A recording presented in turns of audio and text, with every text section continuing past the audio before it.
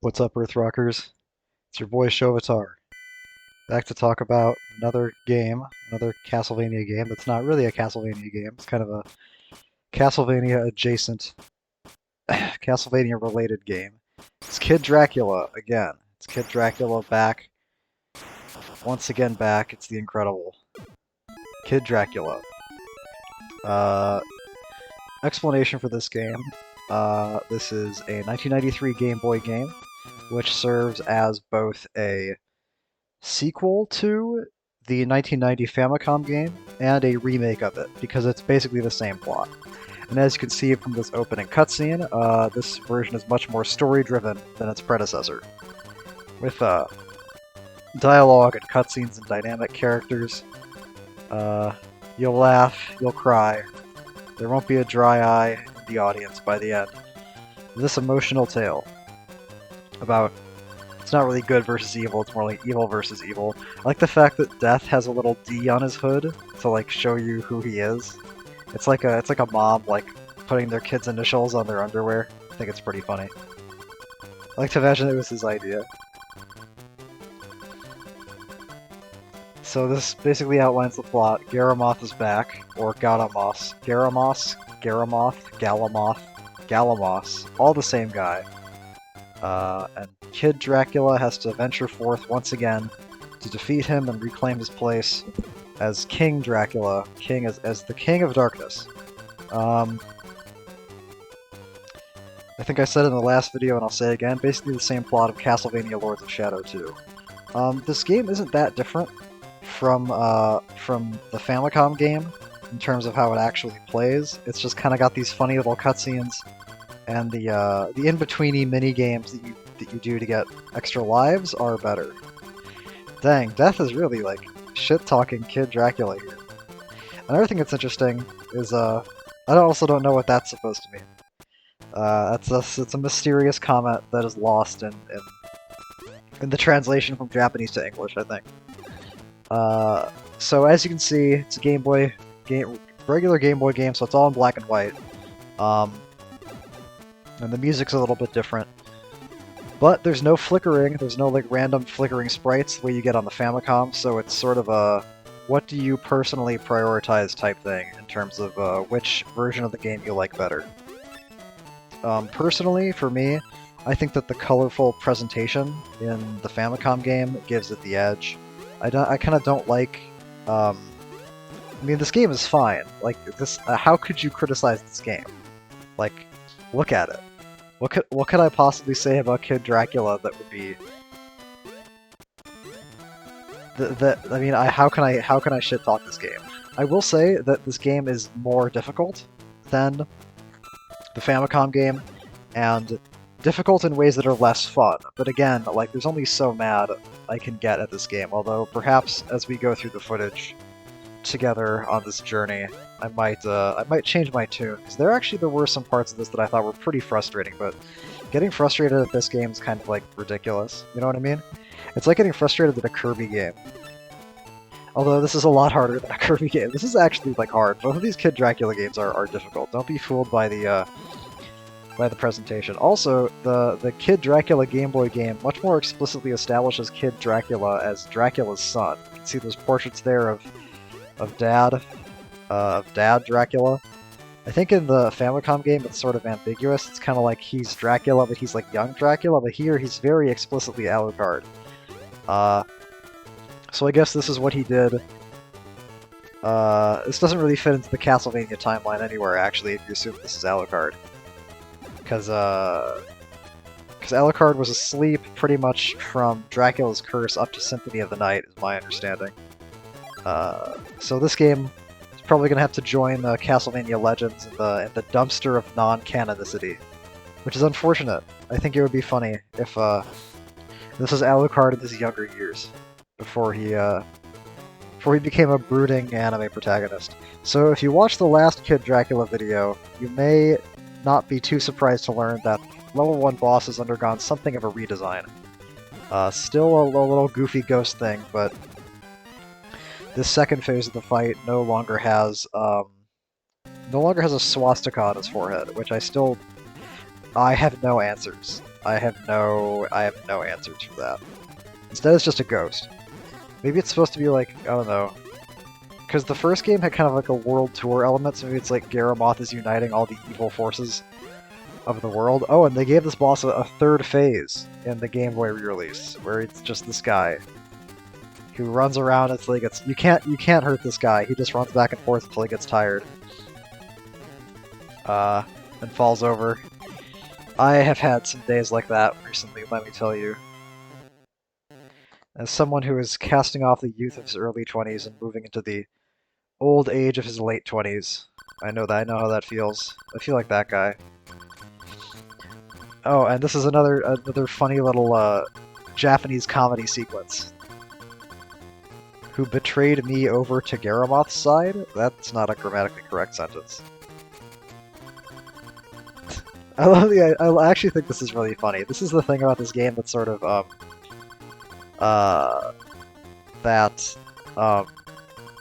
compensates for the lack of the lack of the colorful visuals. Is I think some of these cutscenes are pretty funny in a pretty goofy way. I like the idea of the bat, of like a bat betraying him. Like the bat has loyalty.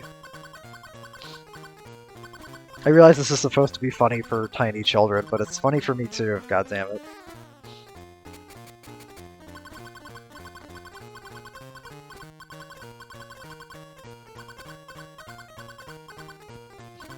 I wonder if this is like if this is supposed to be like the level 1 boss, like the big bat at the beginning of level 1 in Castlevania. Like he and Dracula like talk to each other like this, although that doesn't really tack because there's multiple of those in stage 16. Although there are multiple of these bats, as you'll see. He's got a couple of friends. Yeah.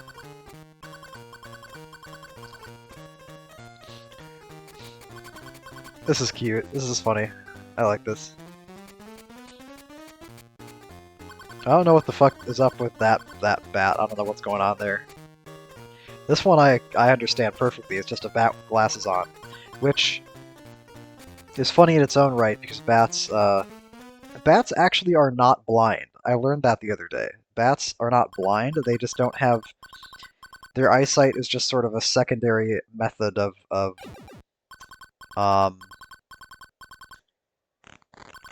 appraising their surroundings. And that little bat attack that I just got, that bat attack that I got is, excuse me. It's kind of like the early... Oh, here's the minigame system. I don't remember what the other three are. The one that I want is Grab Bat. I want Grab Bat because that's the easiest one. And there's no RNG. And it's the best way to get extra lives in this game, where, frankly, you would need them. Like, I've talked before about certain games that have big difficulty gaps between trying to 1cc them and trying to do deathless runs of them, and this is honestly, like, the most dramatic example of that. More so than Super Castlevania 4. I would definitely rather try to do Castlevania 4 deathless than try to do this game deathless, and I'm not kidding. This game is actually, like, really hard. For someone like me, who's not really, you know, I never really got that much experience playing platformers. I mean, I never had much experience playing Castlevania either until, like, last October, but I picked that up pretty fast. But platformers are just a different beast for me.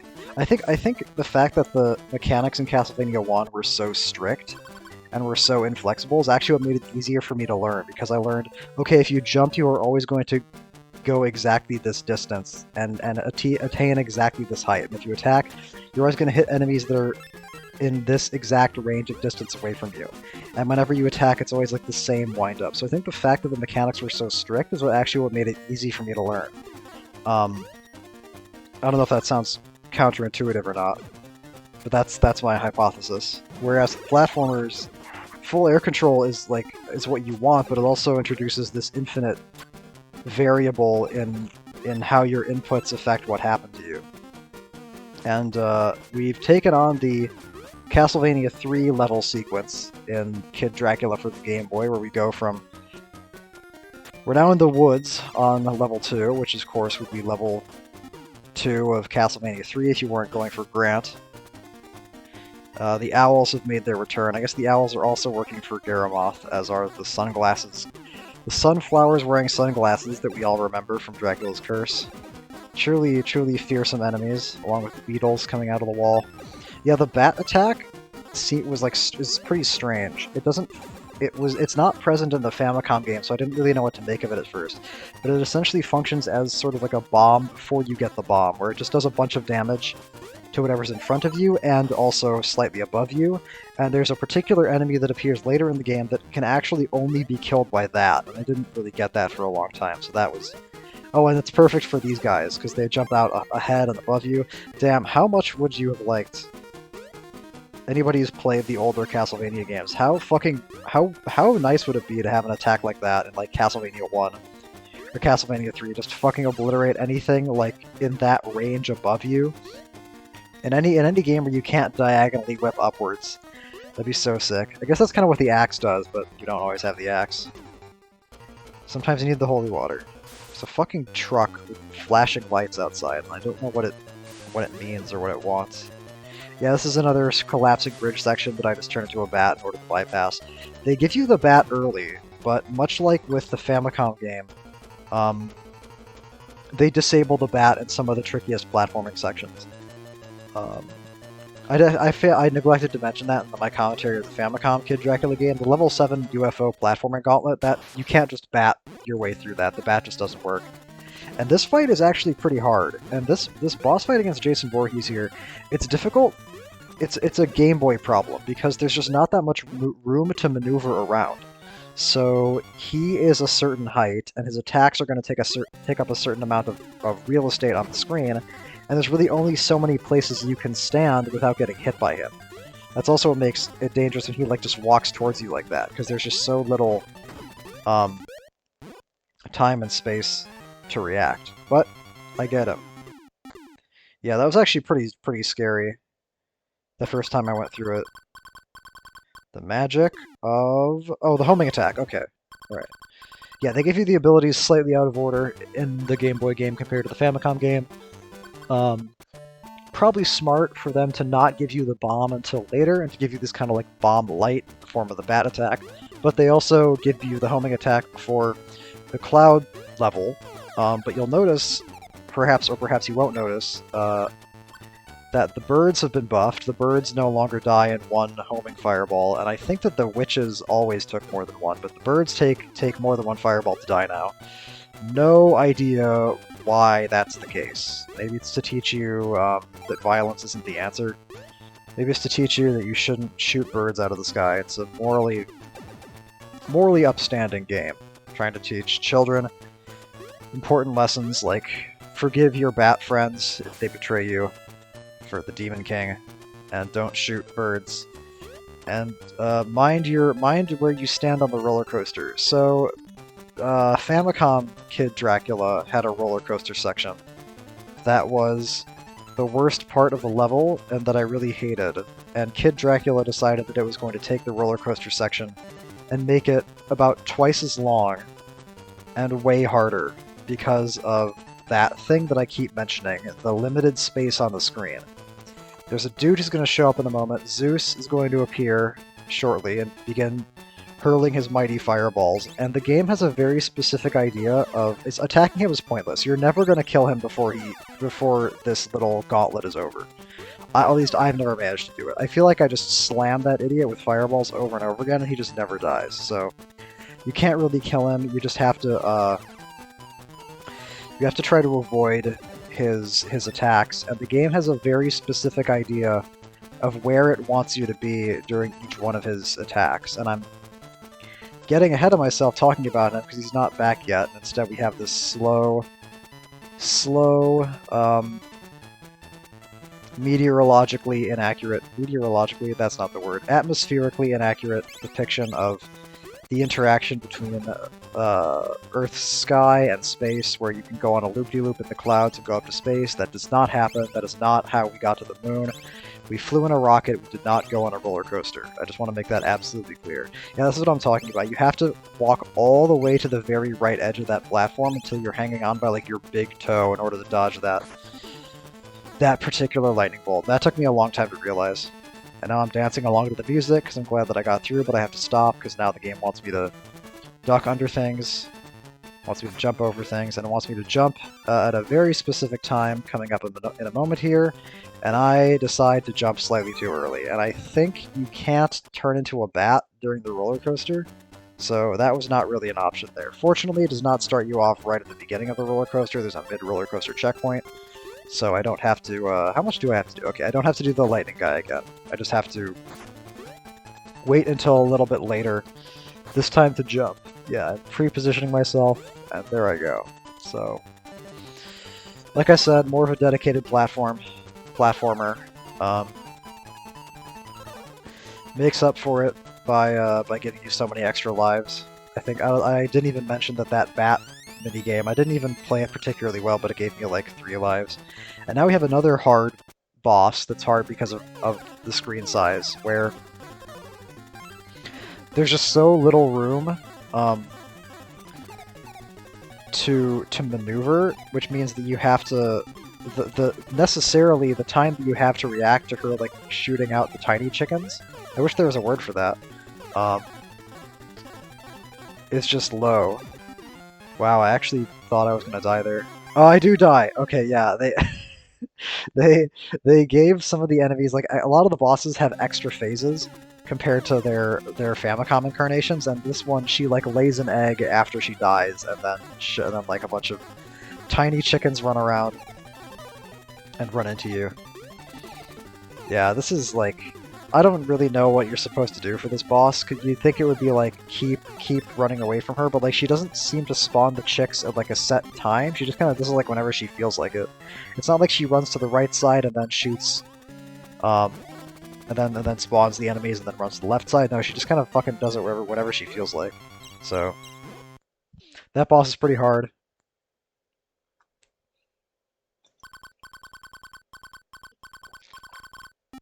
They give you the upside down ability earlier, also. I guess that's cool. They give you the movement abilities earlier than in Famicom game. You get the bat, you get the walk upside down. I don't have any problem with that. I'm gonna stop doing these after a certain point because you can really rack up a ridiculous amount of lives playing these mini games. And I think I've said this before about 1cc's, where I want to upload 1cc's, but if I upload a 1cc where I die 15 times, I'm not uploading that.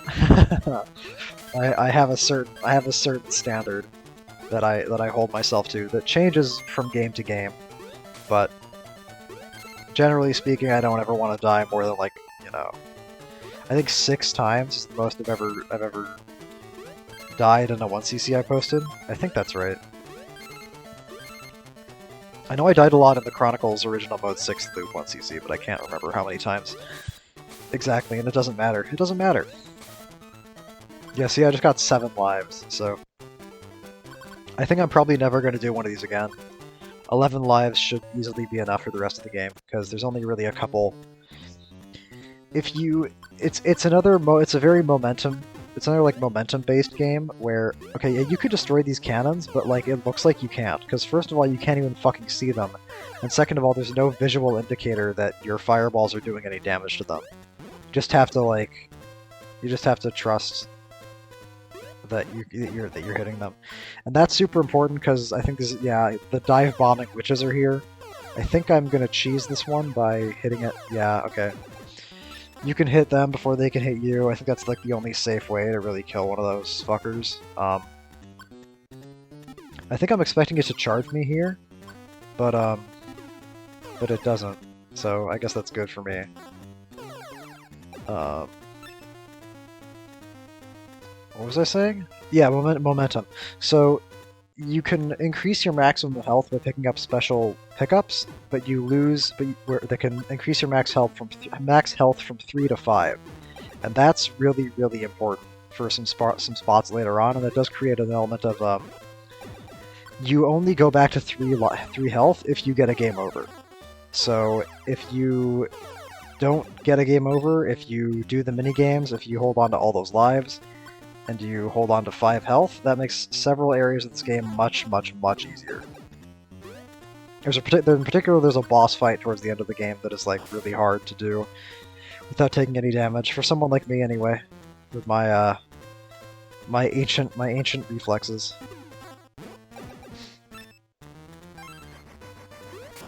We're doing this. I guess there's no Egypt level in this game. That's another thing about this game is that I think there's no Egypt level and I think there's no New York level. So, in terms of the soul factor, we've got a significant downgrade. There's no Statue of Liberty quiz show boss either, which is pretty disappointing. So, as much as I said that I can't get too mad at this game, I'm not mad at this game. I just think that it missed some excellent comedic opportunities that that Famicom Kid Dracula had that really gave it a unique identity. This one's kind of like Famicom Kid Dracula 2, but more annoying and with fewer interesting ideas. And that sounds harsh, but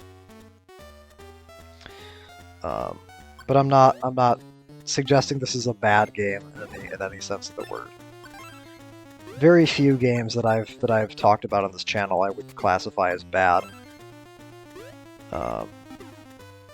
Because I don't play bad games. If a game is bad, you know what I do? I stop playing it. That's what I did with Castlevania the Adventure. I played Castlevania the Adventure for about, I don't know, maybe an hour, maybe like an hour and a half, and then I said, well, I'm not playing this anymore. Because what did I think the zero punctuation guy once said something like, if you go to a restaurant and they serve you roadkill for the main course, you don't stick around for dessert.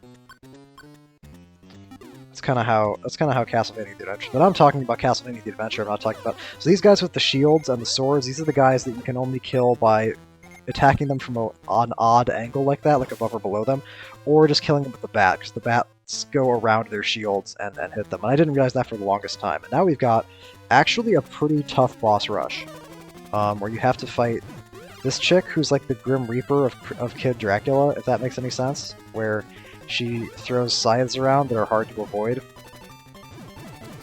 And it's really kind of a soft DP. I mean, it looks easy, but stuff like that will happen where she'll... there's no set pattern for when she throws the scythe. She kind of just throws the scythe whenever she feels like it. And this is kind of like the Slogger fight where... or the Slogger fight in reverse, where you're expected to... like, you're supposed to take damage from her, but it's a lot easier to not take any damage from this guy, because you can not take damage from this guy just by crouching, and this guy telegraphs his attacks way more than the Witch Lady does. If you just, like, yeah, just crouch down there, then you're totally safe from his attacks. And you can strategically cancel your upside-downification in order to get back down to that safe spot. That's what you have to do. So I think if you stay up on the ceiling, like if you stay in upside-down mode, then I think he attacks you in a way that you can't dodge. That's my memory of it, anyway. Yeah, that witch boss is actually really hard, and it's because you have to fight her in a closet, and you don't know... or at least I don't know what the pattern, what the timing is for her attacks. I'm sure if I played this game for 10,000 hours, if I was a god at Kid Dracula, I'd have a better idea. And now the bat has turned into a television.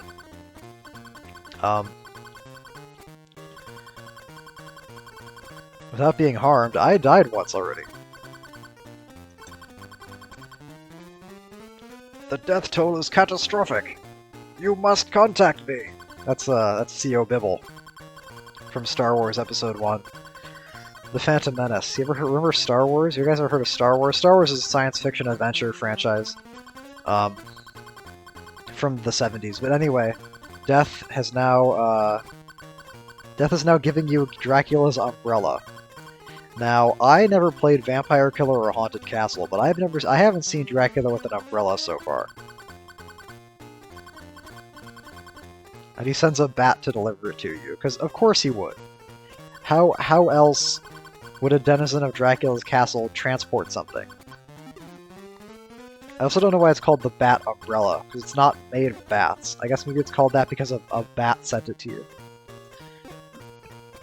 That makes sense. So this also raises some important questions about the timeline. If they have televisions, what year exactly is this happening in? Unless Dracula has advanced technology? Like, oh no, the signal's being hijacked. This is just like Star Trek. And the bat looks all freaked out.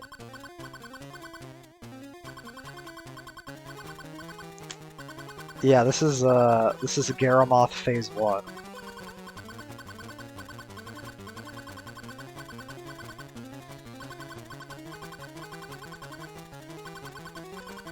I think. I mean, I think he referred to himself in the third person there. I think that's like a Megalomania thing. That's either Garamoth like Form 1 or that's some kind of enforcer of Garamoth. I don't know which it is.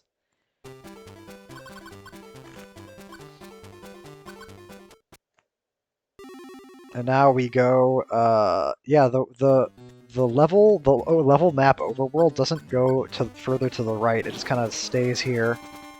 And then you take the level 7 UFO stairs up to Garamoth's lair. And if my memory serves, so this is more or less the same as the Famicom level 7. It's lacking, it's actually missing some of the Famicom version's trickiest jumps. Like there's a particular jump in the Famicom version that I die to at least once in my 1cc video where you have to jump. It's hard to describe. It's kind of where you have to like jump to, but you have to jump really late to avoid bonking your head on another UFO, but if you wait too long, then this bottom of the screen will catch up to you. Most of these are not as complicated as that. Most of these are, yeah, and that felt pretty short too. That felt shorter than the Famicom version, although I don't know for sure. So I think those are the two factors that resulted in my getting through that on my first try, because it just wasn't as hard and it wasn't as long. Don't take that out of context. And now we're massacring extraterrestrials. Obviously, they gave you all the upside-down UFOs to get you up here, and now they're going to ambush you. I guess it was a trick, probably. And it's the thing that was on the television. Nerfed version of the Famicom Kid Dracula boss fight. So this is a casualized version of Kid Dracula, which has no respect for player skill, and it's for women and normies. I actually like his energy sword, his lightsaber better than the curved sword. But oh wait, there's a phase 2, so it's actually not casualized. It's just an easier phase 1, and then a phase 2. It makes you use the umbrella. At least I don't know if it makes you use the umbrella, but the umbrella is the best solution for that. And then yeah, you just have to time the bomb shot, and you get a fucking pile of coins. I think that was like 30 coins. They do the same thing in the Famicom game. I think they give you like 1,000,000 coins, but I don't need them. I got 11 lives. And now here we are in Garamoth's lair. So actually, Kid Dracula 93 is structured more like Super Castlevania 4 or Castlevania 3 or other Castlevania games with that structure, where the first part of the game is outside of the castle, and then then the second half of the game are levels that are the inside of the castle. And this part is actually pretty tricky. It's you see like all this wide open space and all these lava pits, and you think you're just supposed to batform through it, but they kind of really don't want you to do that. They put a lot of obstacles up, like those fireballs going up and down in these big fire rings that prevent you from just batforming over everything. They want you to treat it more like an actual platforming level, like make you do these jumps. Which I understand, you know. But I'm still gonna batform over part of it.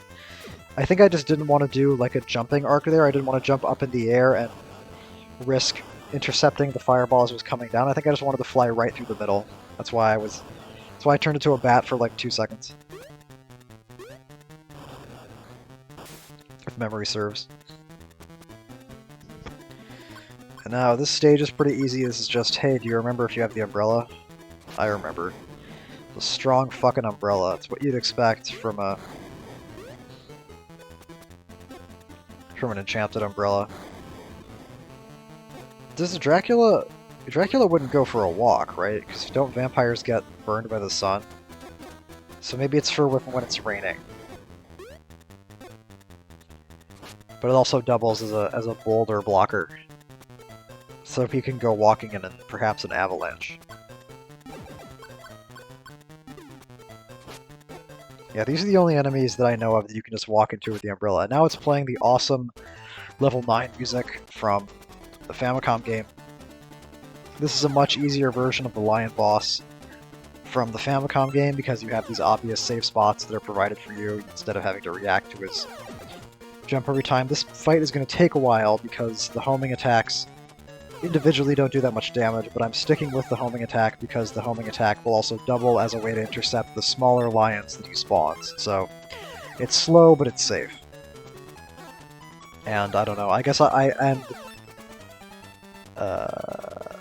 guess if I really wanted to, like if I was really concerned about the timing, I could probably just try to shoot some bombs at him instead, but that's also tricky because the other nice thing about using the homing attack is that you can just hit him from any point of elevation.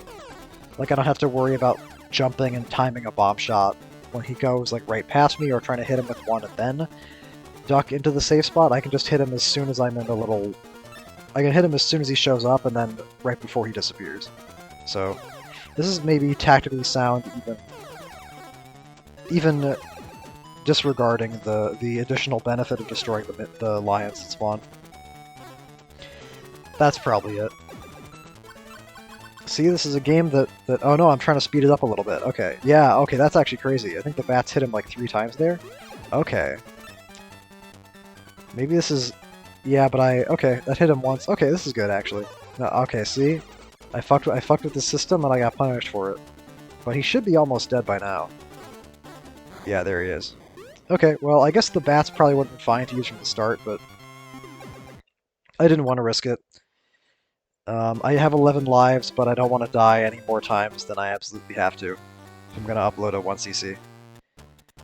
Nobody likes watching the same shit over and over again. Well, actually, people do, but not exactly the same shit. Usually the shit has to be slightly different. And now we have the Destructible Environments level, where you have to use the bomb to blow up the rocks. An innovation that has yet to appear in any Castlevania game that I've played. So, I don't know why they didn't want to implement that. Didn't some game that come out recently say it was going to have destructible environments, but then it, like, didn't? Was it Cyberpunk? Maybe it was Cyberpunk. I mean, Cyberpunk had a lot of problems. It's kind of the least of its worries, but...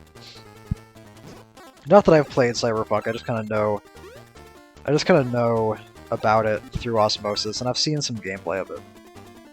This game's kind of like Cyberpunk, right? Because I mean, I'm in like a future, like space base. That's kind of like Cyberpunk because it's the future. And I have a guy who like talks, like Death talks to me, like I think Keanu Reeves talks to you in Cyberpunk. That's what the game's about. It's like you and Keanu Reeves have to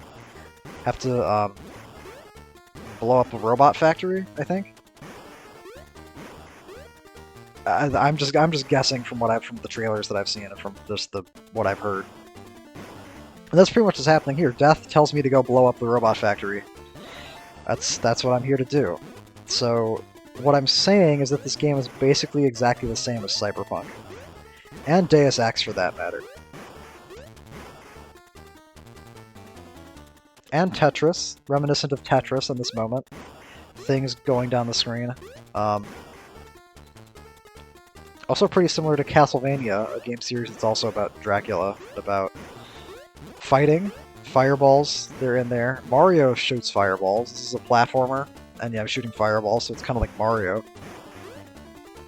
It's the rich, fertile soil of gaming history into which this game has been planted, and which it now grows to bear fruit as I defeat the robots in the stage. To advance to the Castlevania The Adventure section. I've talked a lot about Castlevania The Adventure. I'm going to talk about it again for a second here. If you've never seen what the game is like, I want you to imagine this segment here, where I have to like walk forward and avoid getting crushed by the ceiling. I want you to imagine this, but it's 40 minutes long, and you're moving at about half the speed. That's Castlevania The Adventure. Enjoy. Some fucking asshole on the internet said it was better than Legends. I don't know what the fuck that guy's problem is. I mean, Legends isn't exactly great, but you can fucking play it. Okay, this boss is actually really hard because there's not much time to react to his attacks, and because there's very little there's no differentiation between his telegraphing if he's gonna hit a high block or a low block. I mean, it kind of is, like he stops swings for like a millisecond earlier, but it's not like really made obvious. So it's kind of another DPS race. It's another spot where having 5 health is like fucking almost mandatory. I'm actually doing really well here, but this is the result of a lot of practice, and also because I got pretty lucky in Phase 1. He didn't surprise me very many times. I think I'm probably still going to take 3 damage here. I'd be surprised if I don't. Oh no, okay, I barely don't take 3 damage. I do a little victory dance. That's kind of a philosophical question right there. Do you want coins or do you want lives? Huh? You see? See, this game makes you think. It makes me think, do I want coins or lives? Because you need coins to buy coins, but you also need coins to buy lives. But which do you want to have? See, okay, that was a mistake right there. The point of this stage is to keep going to the right, which means that sometimes you have to... Okay, yeah, that's fucking dumb.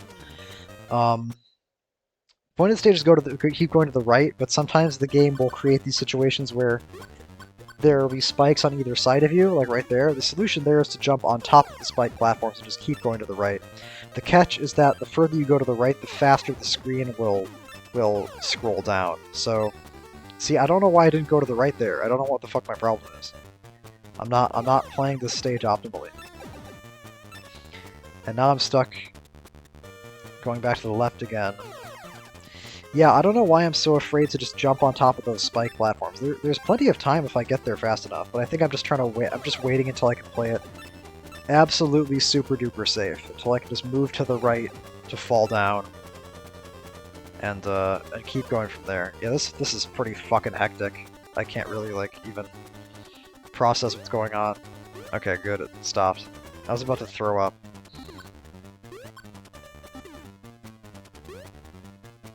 I wonder if we're ever going to see if I'm ever going to see an environment like this in one of the later Castlevania games, like a big robot factory. Did I say something in a previous video about like Dracula in space?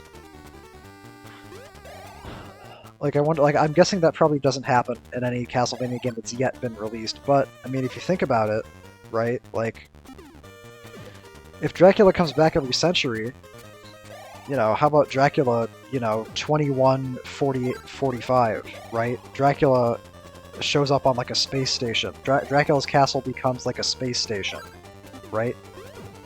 And Captain Belmont of the Space Force has to fly to. Now we're just making a Metroid game. Castlevania games post Symphony of the Night are already a lot like Metroid. Now we've got the Metroid setting. So how's that? Except he has a laser whip, right? Alright, can you just give me money? Like, just give me money now. You know what I mean? Like, Nintendo, if you're listening, you haven't made a new Castlevania game in like fucking 10 years. If you need an idea, I got one for you right here. Dracula in space. Alright? Do it. They actually have made a new Castlevania game that I learned about today, but it's a fucking phone game, so it doesn't matter.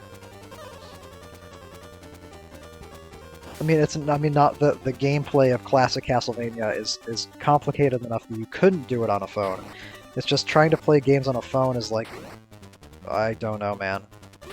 I'm not enough of a zoomer to. I mean, I can barely fucking play games anyway, using like an apparatus that I'm familiar with. Like I'm not going to talk about this too much because it'll be kind of jumping the gun, but I've been playing some Symphony of the Night and like having to like, I don't have to, but like backdashing all over the place actually kind of makes my fingers hurt. And that's using a keyboard. And I've used a keyboard like my entire fucking life. I use a keyboard every day. I can't fucking text, I can't use touchscreens for shit, dude. So if there's a game that comes out and it's like, oh, what's it on? Oh, it's for the phone? I was like, I don't care. I do not care. Plus, Grimoire of Souls kind of seems like some kind of fucking FE Heroes, like, compilation, because it's like you can play as, like, Alucard and, like, Trevor Belmont and, like, other, like, characters? I don't care, man. Look, it's the alien from Aliens. It's back. This is pretty... I think... Do these things just die? Yeah, they just jump into the ceiling and die after they shoot the fireball at you. I don't know if that's intentional or if that's like a joke. I'm guessing it's probably a joke, because this game is pretty funny. So, that works. Now it's time for the King Alien. Now it's time for my favorite line in the whole game.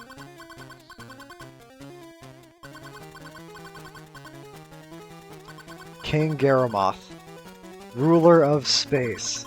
I love that more than I can put into words.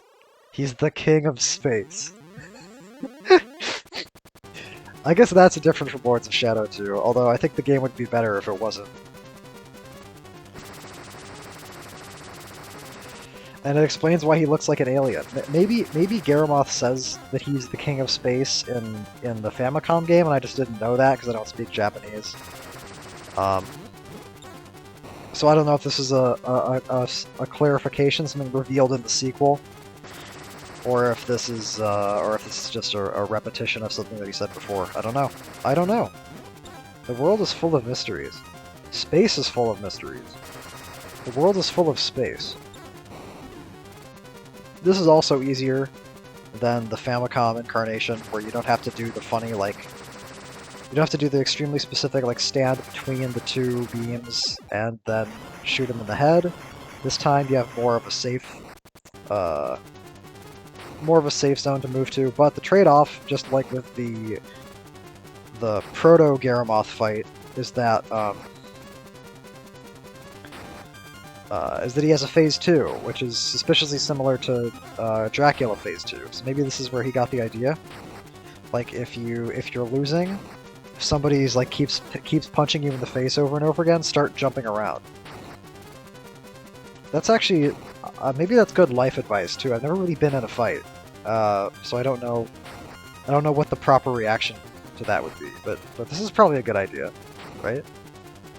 Unfortunately, he doesn't do what Chronicles Dracula does. He doesn't like shoot a bunch of green bombs all over the floor when he jumps. If he did, this would be a lot harder, but instead he just kind of jumps and lets you hit him. No damage, Garamoth. Fuck yeah. Dark Souls. This game is the Dark Souls of Kid Dracula. He has not conquered King Garamoth, he's defeated King Garamoth. Conquered is not the correct verb to use there. I don't know how that happens. I don't know how localizers don't look at a piece of dialogue that they've translated and then say, oh wait, that doesn't make sense, let me change that. Like, I'm not saying localizers should go overboard, but if a verb just doesn't make sense in a sentence, I don't think it's that bad to change, because I obviously know what that means. It means he defeated King Garamoth. Like, there's no way that's not what that means. So why not just translate it like that? Isn't it obvious? That's what it means? I don't know, man. I don't know, but Kid Dracula's going back home with his 3 bat buddies. The moon is asleep. Why, Hayano? Sorry. I think that's funny. I like these clouds. I like the storybook, the picturesque storybook background. So this was pretty fun, playing these 2 little games. A nice sort of way to wind down after the extremely difficult Castlevania Chronicles. What's coming next, as you guys may have anticipated, is I'm going to start in on the Metroidvanias. And I'm going to go with Simon's Quest, but why Yamada? Sorry. I'm going to go with Simon's Quest, but not immediately. Before Simon's Quest, I'm going to go back to some other older games and sort of do a couple things that I always wanted to do but never quite got around to. It's kind of a warm-up. And I might take a break. I don't know. I don't know how quickly I'm going to be getting that stuff out, because I've been uploading at a pretty brisk pace so far, and I think I can keep that up, but I'm not sure. I don't want to make any promises. So if I don't upload anything for a while, you and the 2 other people who watch these videos, don't panic. The umbrella is fine. The umbrella can withstand boulders. I think it could survive Dracula throwing it around a little bit. Ha ha ha ha ha. Isn't he a rapscallion? Isn't he irrepressible? I also don't know what that means. It's another cryptic thing that Death said. Because there was not another Kid Dracula game. Kid Dracula does not return unless you do subscribe to the theory that this is secretly Alucard. Anyway, this game was fun. Hope you guys enjoyed. Hopefully I'll be able to keep putting stuff out for you, and if not, don't panic. Everything's okay. Have a good one.